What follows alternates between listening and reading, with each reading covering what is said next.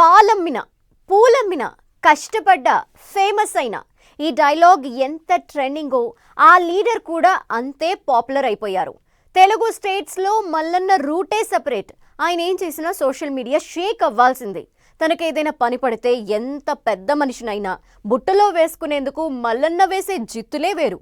ఎప్పుడు హడావిడి చేస్తూ పబ్లిక్లో కనిపిస్తూ హల్చల్ చేసే Mallanna all of a sudden silent అయిపోయారు. మల్లారెడ్డి మౌనం వెనక మర్మమేంటి? మాజీ మంత్రి సైలెన్స్ కి సీఎం రేవంత్ రెడ్డికి లింక్ ఉందా?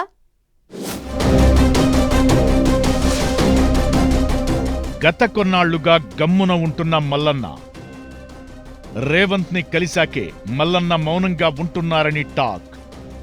మల్లారెడ్డి మౌనానికి సీఎం రేవంత్ రెడ్డికి లింక్ ఏంటి? తెలంగాణ మల్లన్న ఆయనే మాజీ మంత్రి మల్లారెడ్డి. మల్కాజ్గిరి ఎంపీగా పనిచేసి ఆ తరువాత మేడ్చల్ ఎమ్మెల్యేగా గెలిచి మంత్రిగా కొనసాగారు.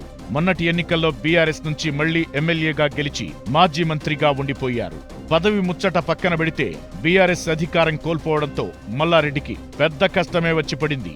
బీఆర్ఎస్ హయాంలో కాలేజీ ఫంక్షన్లలో పబ్లిక్ లో తిరుగుతూ మీడియాకు ఇంటర్వ్యూలు ఇస్తూ నవ్వులు పూయించేవారు. ఆఖరికి అసెంబ్లీలో ఆయన మాట్లాడినా స్పీకర్, సీఎం సహా అందరూ కడుపుబ్బా నవ్వాల్సిందే. ఇదంతా 1 year బ్యాక్.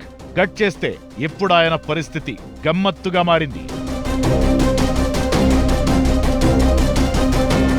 ఏమైందో ఏమో గాని కొన్ని రోజులుగా మల్లారెడ్డి సైలెంట్ గా ఉంటున్నారు. మౌనంగా ఉండటమే కాదు, ఎక్కడా కనిపించడం లేదు. రాజకీయపరమైన కార్యక్రమాల్లో పెద్దగా పాల్గొనడం లేదు. సొంత పార్టీ బీఆర్ఎస్ ప్రోగ్రామ్స్ కూడా సాధ్యమైనంత వరకు దూరంగానే ఉంటున్నారు. చిన్నా చితక కార్యక్రమాలకు కూడా హాజరై సందడి చేసే మల్లన్న ఎందుకు సైలెంట్ అయిపోయారన్నది ఎవరికీ అంతుబట్టడం లేదట. మల్లారెడ్డి పార్టీ కార్యక్రమాలకు ఎందుకు రావడం లేదని బీఆర్ఎస్ వర్గాలు కూడా చర్చించుకుంటున్నాయి. ఒకవేళ తప్పనిసరి పరిస్థితుల్లో ఏదైనా ప్రోగ్రాంకు వచ్చినా ఇంతకు ముందులా మాట్లాడడం లేదట. అయితే మౌనంగా ఉండిపోవడం, లేకపోతే పైపైనే మాట్లాడి చేతులు దులుపుకుంటున్నారట. దీంతో మల్లన్న మౌనానికి కారణం ఏమై ఉంటుందన్న చర్చ రాజకీయ వర్గాల్లో మొదలైంది.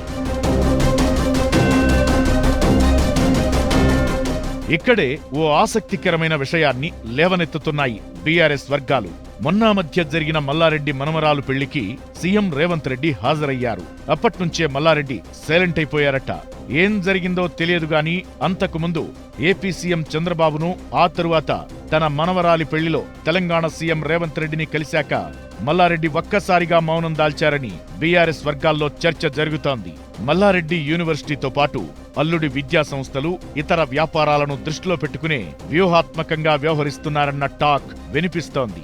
అనవసరమైన మాటలు మాట్లాడి ప్రభుత్వం దృష్టిలో పడితే తన వ్యాపారాలకే నష్టమని భావిస్తున్నారట మల్లన్న.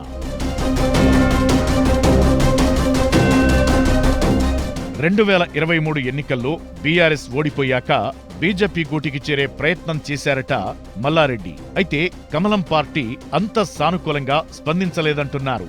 ఇంతలోనే తన విద్యా సంస్థలపై హైడ్రా, బుల్డోజర్ దించడంతో అల్లుడు మర్రి రాజశేఖర్ రెడ్డితో కలిసి కాంగ్రెస్ లో చేరేందుకు ట్రై చేశారు.